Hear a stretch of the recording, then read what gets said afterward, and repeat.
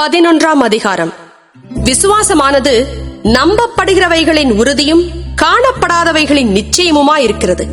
அதனாலே முன்னோர்கள் நற்சாட்சி பெற்றார்கள்.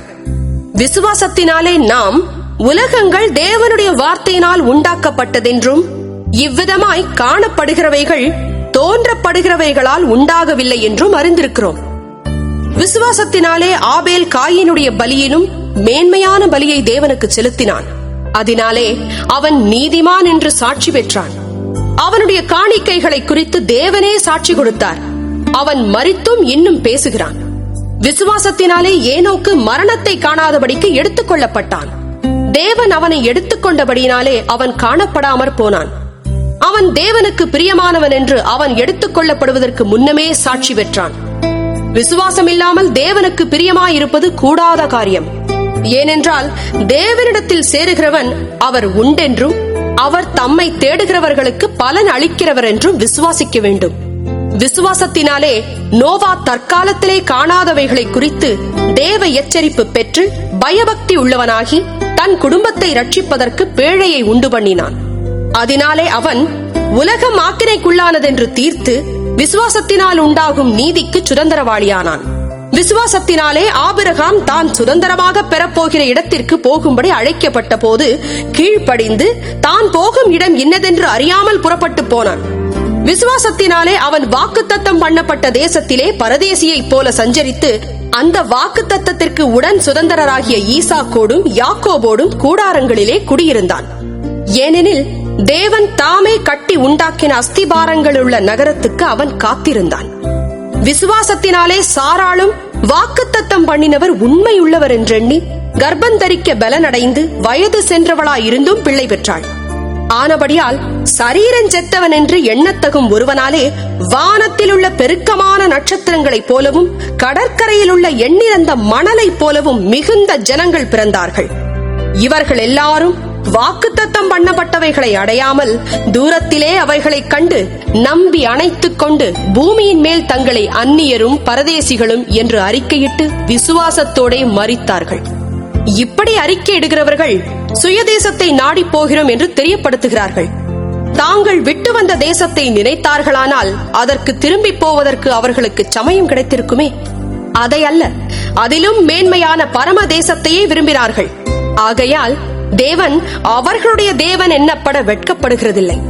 அவர்களுக்கு ஒரு நகரத்தை ஆயத்தம் பண்ணினாரே. மேலும் விசுவாசத்தினாலே ஆபிரகாம் தான் சோதிக்கப்பட்ட போது ஈசாக்கை பலியாக ஒப்புக் கொடுத்தான். ஈசாக்கினிடத்தில் உன் சந்ததி விளங்கும் என்று அவனோட சொல்லப்பட்டிருந்ததே. இப்படிப்பட்ட வாக்குத்தத்தங்களை பெற்றவன் மரித்தோரிலிருந்தும் எழுப்ப தேவன் வல்லவராயிருக்கிறார் என்றெண்ணி தனக்கு ஒரே பேரானவனையே பலியாக ஒப்புக் கொடுத்தான். மரித்தோரிலிருந்து அவனை பாவனையாக திரும்பவும் பெற்றுக்கொண்டான். விசுவாசத்தினாலே ஈசாக்கு வரும் காரியங்களை குறித்து யாக்கோபையும் ஏசாவையும் ஆசீர்வதித்தான்.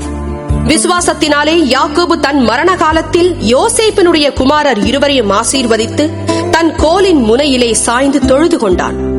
விசுவாசத்தினாலே யோசேப்பு இஸ்ரவேல் புத்திரர் எகிப்து தேசத்தை விட்டு புறப்படுவார்கள் என்பதை பற்றி தன் அந்திய காலத்தில் பேசி தன் எலும்புகளை குறித்து கட்டளை கொடுத்தான். மோசே பிறந்தபோது அவனுடைய தாய் தகப்பன்மார் அவனை அழகுள்ள பிள்ளை என்று கண்டு விசுவாசத்தினாலே ராஜாவினுடைய கட்டளைக்கு பயப்படாமல் அவனை 3 மாதம் ஒளித்து வைத்தார்கள். விசுவாசத்தினாலே மோசே தான் பெரியவனான போது பார்வோனுடைய குமாரத்தியின் மகன் எண்ணப்படுவதை வெறுத்து அநித்தியமான பாவ சந்தோஷங்களை அனுபவிப்பதை பார்க்கிலும் தேவனுடைய ஜனங்களோட துன்பத்தை அனுபவிப்பதையே தெரிந்து கொண்டு இனி வரும் பலன் மேல் நோக்கமாயிருந்து எகிப்தில் உள்ள பொக்கிஷங்களிலும் கிறிஸ்துவ நிமித்தம் வரும் நிந்தையை அதிக பாக்கியம் என்றெண்ணினான். விசுவாசத்தினாலே அவன் அதரிசனமானவரை தரிசிக்கிறது போல உறுதியாயிருந்து ராஜாவின் கோபத்துக்கு பயப்படாமல் எகிப்தை விட்டு போனான். விசுவாசத்தினாலே முதற்பேரானவைகளை சங்கரிக்கிறவன் இஸ்ரவேலரை தொடாதபடிக்கு அவன் பஸ்காவையும் ரத்தம் பூசுதலாகிய நியமத்தையும் ஆசரித்தான். விசுவாசத்தினாலே அவர்கள் சிவந்த சமுத்திரத்தை உலர்ந்த தரையை கடந்து போவது போல கடந்து போனார்கள். எகிப்தியர் அப்படி செய்ய துணிந்து அமிழ்ந்து போனார்கள். விசுவாசத்தினாலே எரிகோ பட்டணத்தின் மதில்கள் 7 நாள் சுற்றி வரப்பட்டு விழுந்தது. விசுவாசத்தினாலே ராகாப் என்னும் வேசி வேவுகாரரை சமாதானத்தோடு ஏற்றுக்கொண்டு கீழ்ப்படியாதவர்களோட கூட சேதமாகாதிருந்தாள். பின்னும் நான் என்ன சொல்லுவேன்? கிதியோன், பாராக், சிம்சோன், யெப்தா, தாவீது, சாமுவேல் என்பவர்களையும் தீர்க்கதரிசிகளையும் குறித்து நான் விவரம் சொல்ல வேண்டுமானால் காலம் போதாது. விசுவாசத்தினாலே அவர்கள் ராஜ்யங்களை ஜெயித்தார்கள், நீதியை நடப்பித்தார்கள், வாக்குத்தத்தங்களை பெற்றார்கள், சிங்கங்களின் வாய்களை அடைத்தார்கள், அக்கினியின் உக்கிரத்தை அவித்தார்கள், பட்டயக்கருக்குக்கு தப்பினார்கள், பலவீனத்தில் பலன் கொண்டார்கள், யுத்தத்தில் வல்லவர்களானார்கள், அந்நியருடைய சேனைகளை முறியடித்தார்கள். ஸ்திரீகள் சாக கொடுத்த தங்களுடையவர்களை உயிரோடு எழுந்திருக்க பெற்றார்கள். வேறு சிலர் மேன்மையான உயிர்த்தெழுதலை அடையும்படிக்கு விடுதலை பெறச் சம்மதியாமல் வாதிக்கப்பட்டார்கள். வேறு சிலர் நிந்தைகளையும் அடிகளையும் கட்டுகளையும் காவலையும் அனுபவித்தார்கள். கல்லெறியுண்டார்கள், வாளால் அறுப்புண்டார்கள், பரீட்சை பார்க்கப்பட்டார்கள், பட்டயத்தினாலே வெட்டப்பட்டு மரித்தார்கள், செம்மறியாட்டு தோள்களையும் வெள்ளாட்டு தோள்களையும் போர்த்துக் கொண்டு திரிந்து குறைவையும் உபத்திரவத்தையும் துன்பத்தையும் அனுபவித்தார்கள். உலகம் அவர்களுக்கு பாத்திரமாயிருக்கவில்லை. அவர்கள் வனாந்தரங்களிலேயும் மலைகளிலேயும் குகைகளிலேயும் பூமியின் வெடிப்புகளிலேயும் சிதறுண்டு அலைந்தார்கள். இவர்கள் எல்லாரும் விசுவாசத்தினாலே நற்சாட்சி பெற்றும் வாக்குத்தத்தம் பண்ணப்பட்டதை அடையாமற் போனார்கள். அவர்கள் நம்மை அல்லாமல் பூரணராகாதபடிக்கு விசேஷித்த நன்மையானதொன்றை தேவன் நமக்கென்று முன்னதாக நியமித்திருந்தார்.